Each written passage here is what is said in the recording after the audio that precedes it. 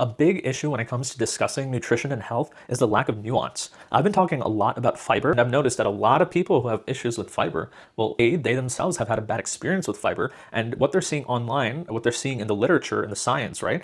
Their personal experience doesn't align with that. And it's not just a couple people, right? 10 to 15% of the world population on average has some sort of IBS or some sort of food tolerance when it comes to things like fiber. And if you are one of these people, then absolutely you shouldn't be eating the foods that cause these issues. But that doesn't take away from the fact that fiber is beneficial for our health when we look at high quality long-term studies on different health outcomes. And that's the second issue. When we look at a lot of these things in nutrition and health, right, we tend to isolate them and find specific mechanism of how they're bad or good. And you could do that with almost anything in physiology, right? You could take something and find a mechanism where it's beneficial or negative for our health. But you have to look at things in context, right? You're not going to eat 30 to 40 grams of fiber alone without any other foods, right? And if you do, good luck. But typically you're going to have fiber with other macronutrients, in a meal. And that totally changes the dynamics of how it affects our health.